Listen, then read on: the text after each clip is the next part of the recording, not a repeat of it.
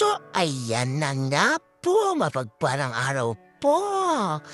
Yan, makikita niyo naman po.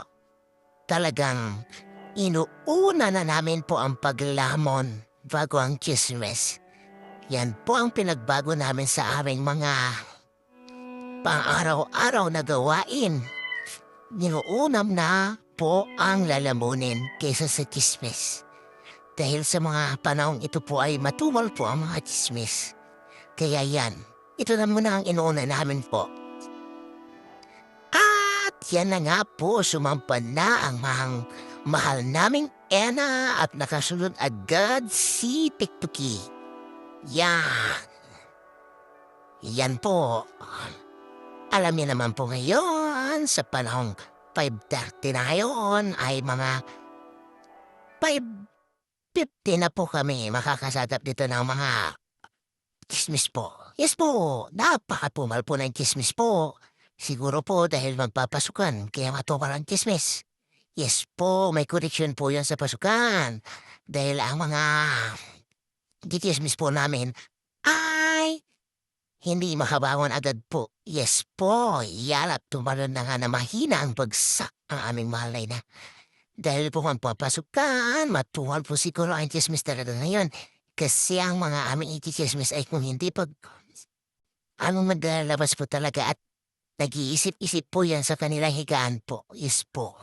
Hindi po sila makabangon agad dahil nag-iisip kung saan kukuhan siguro na ibibili ng mga gamit ng mga anak nila po.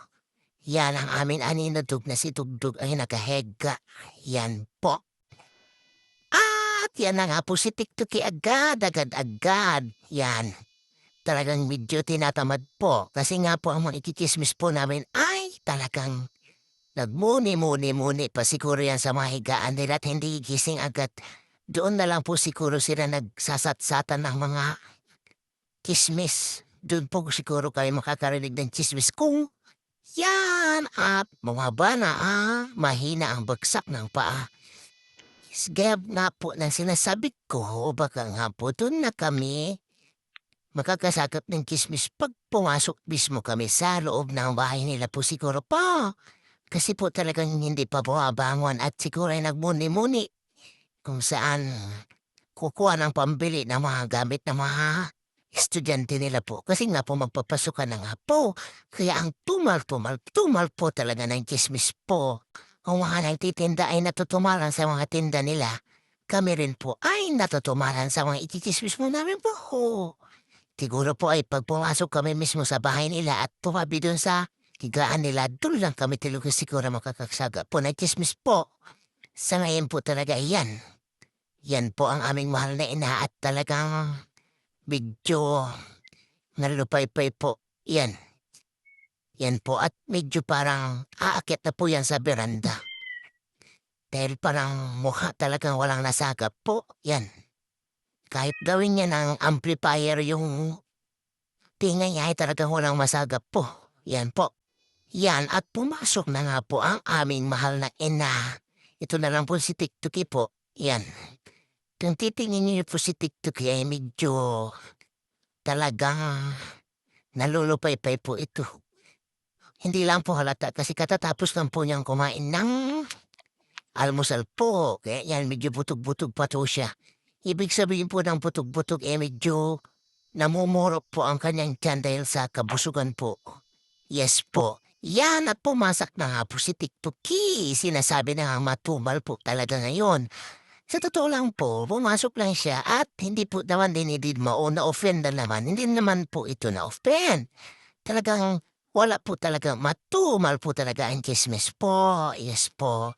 Kahit ano po, talagang napakatumal po ng chismis. Kaya yan, chill-chill na lang daw muna siya dito sa beranda ng tarangka ng bintana po. Yan po.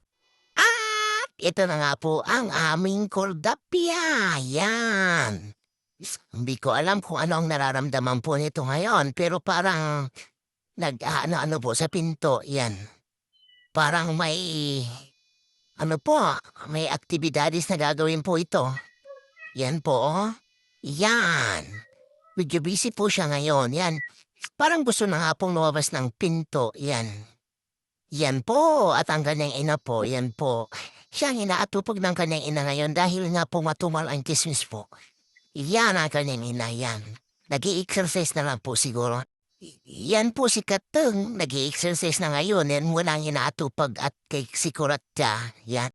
Dahil na po matumal ang kismis ngayon. Yan lang po, mapagpalang araw po.